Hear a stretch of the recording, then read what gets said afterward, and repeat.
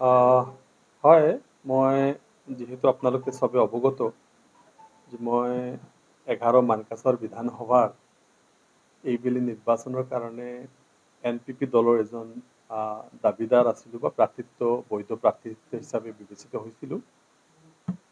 কিন্তু বিশেষ কিছু কাৰণৰ কাৰণে মই NPP দল বা মোৰ প্ৰাৰ্থী যিটো আছিল, বিশেষকৈ NPP জেগাত আছে, মোৰ প্ৰাৰ্থিত্ব প্ৰত্যাহাৰ কৰিছোঁ। তাৰ কিছু বিশেষ কাৰণ থকাৰ কাৰণে মই প্ৰাৰ্থিত্ব প্ৰত্যাহাৰ কৰিছোঁ। এইটোৱে মোৰ মূল কথা। এতিয়া আজিৰ দিনটোত এই মুহূৰ্তত আৰু কি ক'ম, মোৰ প্ৰাৰ্থিত্ব এতিয়া নাই। দুটা কথা ইয়াত সংলগ্ন কৰিব বিচাৰিছোঁ। মই প্ৰথমেই মোৰ যিখিনি প্ৰপ'জাৰ, যিখিনি ছাপোৰ্টাৰ বা মোৰ যিখিনি ভাল পায়, যিখিনি মোক ভোট দিলেহেঁতেন, তেখেতৰ ওচৰত মই ক্ষমা প্ৰাৰ্থী যে আপোনালোকে একো দায় দোষ নধৰিব, কাৰণ এয়া এক কঠিন সিদ্ধান্ত ল'ব লগা হৈছে। আৰু এই কঠিন সিদ্ধান্ত আপোনালোকে মনত কোনো আঘাত নল'ব। মই আপোনালোক সকলোকে এটা বিবেক ভোট প্ৰদান কৰিবৰ কাৰণে আহ্বান জনাইছোঁ। সমষ্টিৰ বাকী থকা প্ৰাৰ্থীবিলাকৰ ভিতৰত যোগ্য প্ৰাৰ্থীক আপোনালোকে নিশ্চয় নিৰ্বাচিত কৰিব আৰু মানকাছৰৰ যিটো উন্নয়নৰ ধাৰা সেইটো অব্যাহত ৰাখিব। আৰু যিজনেই জিকক তেখেতলৈ মোৰ শুভেচ্ছা থাকিব এডভান্স। মই তেখেতক শুভেচ্ছা দিব বিচাৰিছোঁ যি জিকিব। আৰু এই ক্ষেত্ৰত মই যিখিনি কাম, বহুতখিনি কাম, আমাৰ যেনেকুৱা নদী প্ৰটেকশ্যনৰ এটা মেগা প্ৰজেক্ট, ADB বেংকৰ পৰা প্ৰজেক্ট, অসমীয়া মানে বাটপথ মুকলি, এনেকুৱা জেলখানা, আমাৰ এটা KVK কেন্দ্ৰীয় বিদ্যালয়, বহুতখিনি মোৰ পাইপলাইনত আছে কাম চলিবৰ কাৰণে। সেইখিনি তেখেতসকলে যাতে কণ্টিনিউ কৰে, মানকাছৰবাসী ৰাইজক যাতে তেখেতসকলে উপযুক্ত নেতৃত্ব আগবঢ়ায়। আৰু বিশেষকৈ মই ভাবিম যে এইখিনি কাম কৰিলে মানকাছৰ মানুহ নিশ্চয় উপকৃত হ'ব। মই এটা বিশেষ ফোনত আপোনালোকে নিশ্চয় জানে যে মই এটা কঠিন সিদ্ধান্ত লৈছিলোঁ যে মই AIUDF ত্যাগ কৰিছোঁ, পৰৱৰ্তী সময়ত মই NPP যোগ দিছিলোঁ। মোৰ এটা বিশেষ কাৰণ আছিল যে যিহেতু অসম আৰু মেঘালয়ৰ মাজত এটা টাচেল, এটা ছিচুৱেশ্যন ক্ৰিয়েট হৈছে, আৰু এইখিনি মানুহক আমাৰ দক্ষিণ চনৰ মানকাছৰ জিলাত শ্ৰমিক আৰু কৃষকবিলাকে যিবিলাক উৎপাদন কৰে, বিক্ৰী আমাৰ এটাই ঠাই মেঘালয়। আৰু আমাৰ শ্ৰমিকসকলে তাত ডিপেণ্ড কৰে, বিজনেছমেনবিলাক আছে, কণ্ট্ৰেক্টৰ আছে, বিভিন্ন চুপাৰী, আমাৰ কয়লা, পাথৰ, বিভিন্ন মানে আমাৰ যিখিনি ব্যৱস্থা আছে, যথেষ্ট মানুহ জড়িত এইটোৰ লগত। সেইখিনি মানুহৰ উদ্ধাৰৰ কাৰণে মই এটা সিদ্ধান্ত লৈছিলোঁ যে নিশ্চয়কৈ মই মেঘালয়ৰ যদি NPP দলটো লৈ আনো, নিশ্চয় মানুহে মোক ছাপোৰ্ট দিব, বা দিও আছে, যথেষ্টখিনি মানুহে মোক ছাপোৰ্ট দি আছে। এই মুহূৰ্তত মই তেখেতসকললৈ এটা কথা ক'ব বিচাৰিম এইকাৰণে যে NPP দলটোৰ লগত মোৰ যিটো কথা হৈছিল, যিখিনি কথা বতৰা হৈছিল বা যিখিনি কথা বতৰা পাতিছিলোঁ, মই দেখিছোঁ যে NPP দলৰ কিছু বাইণ্ডিং আছে। তেখেতসকলে মেঘালয়ৰ এটা ৰাজনৈতিক দল, তেখেতসকলে কনচেনট্ৰেট গাৰো ভোটাৰ্ছ অৰ খাচীয়া অৰ জয়ন্তীয়া, তেখেতসকলৰ ট্ৰাইবেল ভোটটোৱে বেছি।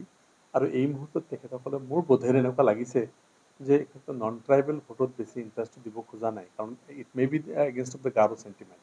সেইকাৰণে তেখেতসকল, আৰু মই বিচাৰিছিলোঁ যে কৰ্ণাৰ শৰ্মা আহি আমাক এটা আশ্বাস দিয়ক, আমাৰ মানকাছৰৰ মাটিত আহি একেবাৰে আশ্বাস দিয়ক যে আপোনালোকৰ এই সমস্যাটো আমি সমাধান কৰি দিম, আপোনালোকৰ আমি নাৰাখোঁ। কিন্তু ইতিমধ্যে তেখেতসকলৰ অফিচৰ পৰা মোক কেইবাটাও ষ্টেপ মোক জনাইছে, যেনেকুৱা বাগমাৰা, আমাৰ কি কয় এইটো উইলিয়াম নগৰ বাছ আৰম্ভ কৰিছে, মোক জনাইছে তেখেতসকলে, বা উইলিয়াম নগৰ ডিষ্ট্ৰিক্টৰ লগত তেখেতসকলে LOU letter of understanding agreement হৈছে, সেইটো মোক জনাইছে। আৰু যিখিনি ছাৰ্ভিচমেন মেঘালয়ৰ আছে, অসমৰ মানুহ, তেখেতসকলে ভেৰিফিকেশ্যন আৰম্ভ কৰিছে। এই কথাবিলাক তেখেতে আমাক অৱগত কৰাই আছে। বা লেবাৰৰ তুৰা এৰিয়াত যিখিনি লেবাৰ থাকিব, মানে আমাৰ ঢালাই লেবাৰ, তেখেতসকলকো তাত এলাউ কৰিছে। চ' এই বিভিন্ন প্ৰচেছ তেখেতসকলে আমাক অৱগত কৰাই আছে। এই ক্ষেত্ৰত মই তেখেতসকলক বেয়া পোৱা নাই, এইকাৰণে যে তেখেতসকলৰ পলিটিকেল পাৰ্টি, তেখেতসকলৰ নিজা আদৰ্শ আছে, চব কিছু আছে। মই তেখেতক এইটো সন্মান জনাইছোঁ। মই আজিৰ দিনটোত মই তেখেতসকলক সমালোচনা নকৰোঁ। মই এটাই কথা ক'ব বিচাৰিম, মোৰ এই শ্ৰমিক আৰু কৃষকবিলাকৰ যি নৰ্মেলচি কৰাৰ যি যাত্ৰা, এইটো মোৰ অব্যাহত থাকিব, তেখেতৰ লগত এইটো যোগাযোগ থাকিব। কিন্তু মাননীয় মুখ্যমন্ত্ৰী ডাঙৰীয়া শ্ৰীযুত কৰ্ণাৰ শৰ্মা ডাঙৰীয়া, আমাৰ ৰাষ্ট্ৰীয় সভাপতি NPP, তেখেতৰ মই 4টা প্ৰগ্ৰাম বিচাৰিছিলোঁ, কিন্তু এতিয়ালৈকে তেখেতসকলে সৈমান হোৱা নাই। যিহেতু এজনো ভোটাৰ NPPৰ আমাৰ ডিষ্ট্ৰিক্টত নাই, আল্টিমেটলি এটা ৱেব ক্ৰিয়েট কৰিব লাগিব, আৰু এইটো আশ্বাস আমাৰ মানকাছত আহি দিব লাগিব যে আমি আপোনালোকক কৰিম। এই বস্তুত তেখেতৰ লেট কৰাৰ কাৰণে মই অলপ হতচিত হৈছোঁ আৰু তাৰ কাৰণে মই মোৰ প্ৰাৰ্থিত্ব প্ৰত্যাহাৰ কৰিছোঁ যাতে তেখেতসকলকো আমি বিপদত নেপেলাওঁ, NPPও বিপদত নপৰক আৰু আমাৰ সমস্যাটো সমাধান হওক। অসম মেঘালয়ৰ যিটো সমস্যা শ্ৰমিক কৃষক আৰু ব্যৱসায়ীসকলৰ সমস্যাটো সমাধান হওক, এইটো মই আগত ৰাখি মই আজি এইটো প্ৰত্যাহাৰ কৰিছোঁ। এই মুহূৰ্তত মই NPPতে আছোঁ, যিহেতু মই NPPত সেইদিনাখন জইন কৰিছোঁ আৰু এই কথাবিলাক তেখেতৰ সমস্যাটো সমাধান কৰাৰ স্বাৰ্থত এই মুহূৰ্তলৈকে মই দলটো ত্যাগ কৰা নাই, কাৰণ এইটো ইমান হঠাৎকৈ এটা সিদ্ধান্ত ল'ব বিষয় নহয়। এই মুহূৰ্তত মোৰ প্ৰাৰ্থিত্বৰ বহুত ডাঙৰ কথা, আপোনালোকে জানে মই দিনে নিশাই প্ৰচাৰ চলাই আছিলোঁ, কিন্তু মাননীয় মুখ্যমন্ত্ৰী ডাঙৰীয়াৰ প্ৰগ্ৰাম সম্পৰ্কে মই কনফাৰ্মেশ্যন নোপোৱাত আৰু আমি যিখিনি বিচাৰিছিলোঁ আমাৰ নেইবাৰিং যিখিনি ডিষ্ট্ৰিক্ট আছে তাৰ যিখিনি আমাৰ গাৰো, আমাৰ অৰবিন্দজী হওক, আমাৰ সুবীৰ দা হওক, আমাৰ চেঞ্জিং হওক, এইবিলাক মানুহে মোৰ তাত আহি যিখিনি কেম্পেইন কৰাৰ কথা আছিল, তেখেতসকলেও কোনো ধৰণৰ ডাঙৰ সঁহাৰি মই দেখা পোৱা নাই। আল্টিমেটলি ইট মে বি গ' to the against of the Garo sentiment, বোধহয় সেইটো কাৰণ হ'ব পাৰে।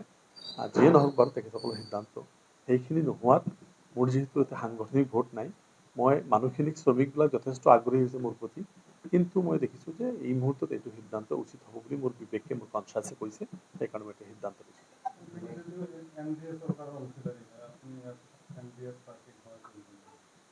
এই কথাটো এই মুহূৰ্তত পটককৈ কৈ দিয়াটো সম্ভৱ নহয়। মই মানকাচৰত আমাৰ যিটো পলিটিকেল ধাৰা আপোনালোকে জানে, মই কাকো অমুকক সমৰ্থন কৰিম, অমুকক সমৰ্থন নকৰিম, এই কথাটো মই আজিৰ দিনটোত নকওঁ। এইকাৰণে কাৰণ যদি মই কাৰোবাক ডাইৰেক্ট এতিয়া এই মুহূৰ্তত সমৰ্থন কৰিম বুলি কওঁ, তেতিয়াহ'লে মানুহে ভাবিব যে এই পইচা লৈ বহি গ'ল, এইটো সেইটো বহুত কথা ওলাব, যিটো মই বিচৰা নাই। কাৰণ মই বিবেক ভোটৰ কাৰণে আহ্বান কৰিছোঁ, নিশ্চয় মানকাচৰবাসীয়ে এটা বিবেক ভোট প্ৰদান কৰিব বুলি মই আশাবাদী। it will be very early to say anything in this regarding this issue. তাৰপিছত মই এতিয়ালৈকে মই NPPতে আছোঁ আৰু কথাটো হ'ল মই প্ৰাৰ্থিত্ব প্ৰত্যাহাৰ কৰিছোঁ আৰু মই সকলো মোৰ পূজাৰ ছাপোৰ্টাৰলৈকে মই ধন্যবাদ জ্ঞাপন কৰিছোঁ যে আপোনালোকে মোক যেনেকৈ ছাপোৰ্ট কৰিছিল, নিশ্চয়কৈ অহা দিনত যদি মই আহোঁ আপোনালোকে ছাপোৰ্ট কৰিব। কিন্তু এইবাৰ যিহেতু আপোনালোকৰ দিয়া সিদ্ধান্ত মই কৰ্মীসকলৰ লগত আলোচনা কৰিছোঁ, লিডাৰৰ লগত ডিছকাশ্যন কৰিছোঁ, চবে মোক এইটো বেটাৰ ছাজেশ্যন দিছে আৰু কৰ্মীসকলৰ আমাৰ যিখিনি কোৰ কমিটি, আমাৰ যিখিনি ডিষ্ট্ৰিক্টৰ মানুহ আছিল, পুৰণা দিনৰ সতীৰ্থ, সকলো দলীয় সতীৰ্থৰ সিদ্ধান্ত মৰ্মে এই সিদ্ধান্ত লৈছোঁ। যিকোনো খবৰৰ বাবে যোগাযোগ কৰক আমাৰ এই নম্বৰত 9181 307 221।